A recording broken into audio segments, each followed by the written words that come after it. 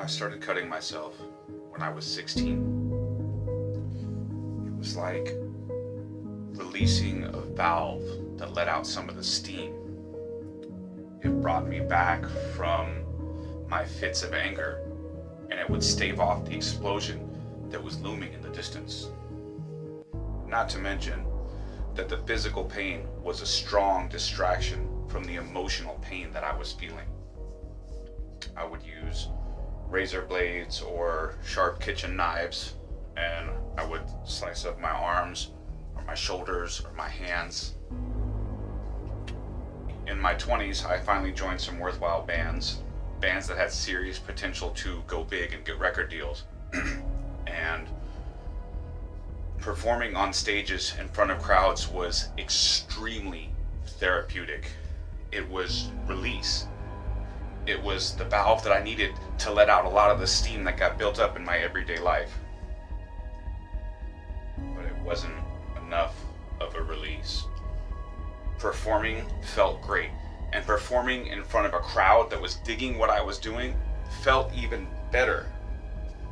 But most of the lyrics that I was singing were about or inspired by my pain.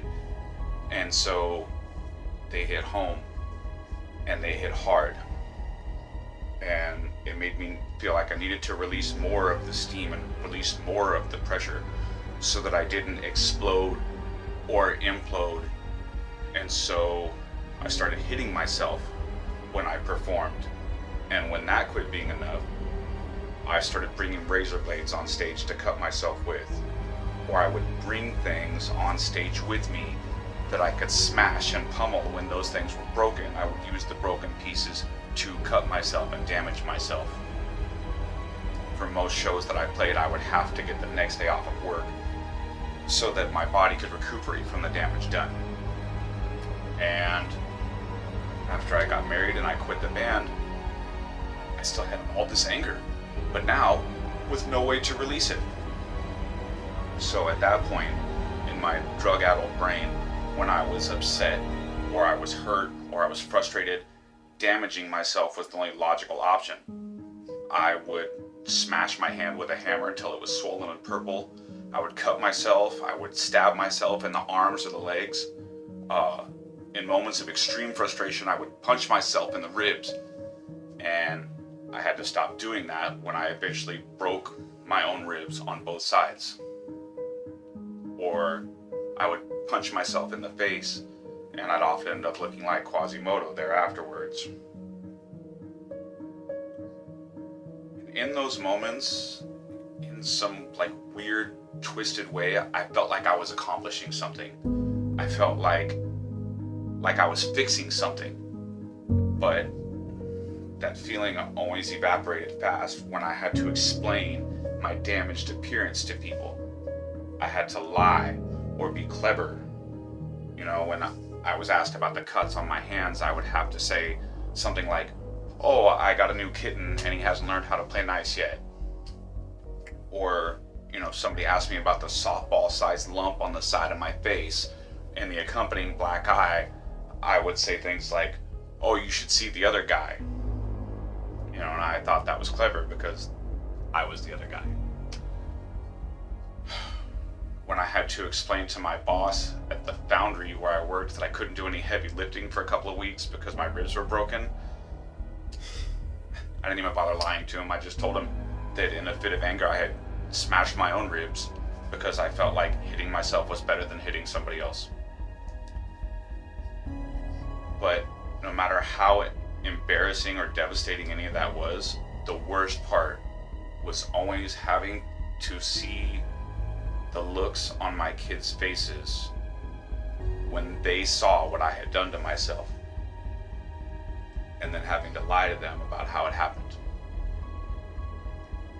The concern and the heartbreak on their tiny faces was always so heartbreaking and soul-crushing. As a teenager, damaging myself seemed therapeutic, and it kept me from wanting to damage others.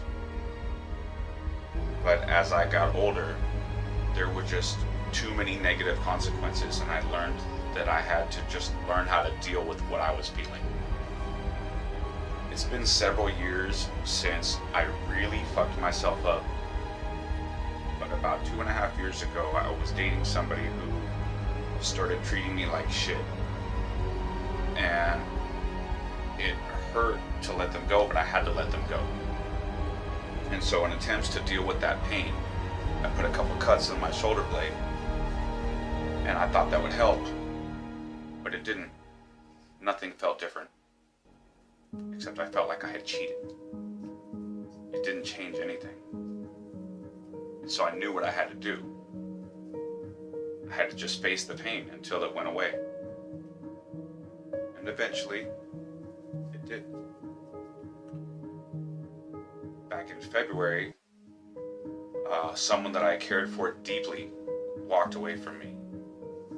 If you saw my video, The Damage Done, you know how devastated I was. And during that time, I had a handful of instances where I had the urge to just grab something sharp and bleed it out. But I never even came close, because I knew that I had to just face the pain every day until it was gone. Because as I said, the only way out is through. So I get up every day and I go through the motions. Part of me is still hurting, and there's still times when I cry about it. But this time around, I'm doing positive things to deal with the pain. I spend a lot more time at the gym. I go for 2.5 hours a day, 3 days a week, and I push myself. There's days when I'm leaving the gym and I feel like I'm gonna throw up because I have pushed myself so hard. And not only is that helping to keep me from thinking about hurting myself, but it's helping to improve my body as well as to improve my mental state. So on top of that, this time I decided that I was going to execute something that I've been planning out for over 10 years. And I started on my Disney Haunted Mansion tattoo sleeve. Still has work to go,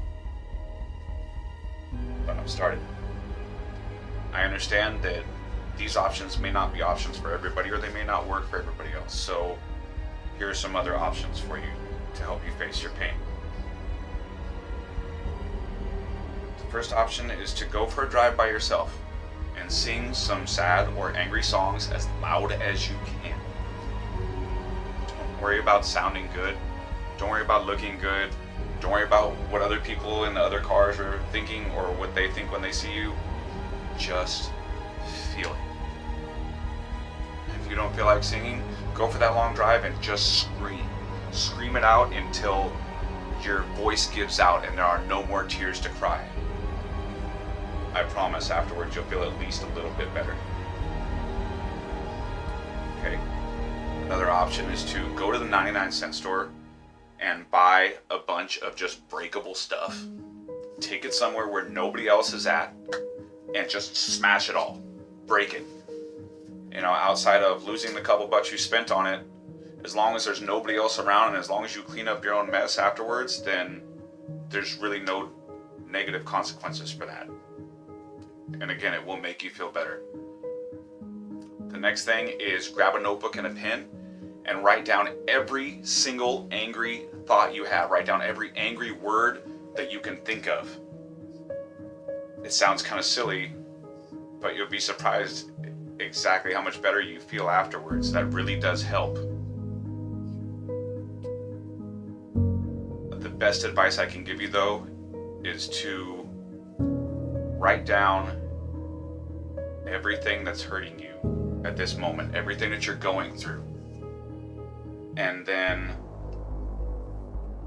truthfully and genuinely and honestly think of possible positive outcomes that could come from what you're going through. And now I've come to find that that works best if first you do the angry writing that I told you about, where you just write down every angry thing that you can think of, because that helps give you a little bit of better perspective, and it helps you get the anger out so that you can be more honest with yourself. Now, if these things don't work for you, please feel free to hit me up on Instagram and we can talk about it. I would love to help you out. I was put here on this earth to heal hearts and transform minds. If you are at a place in your life where you needed to hear this message, then I'm sorry. But remember,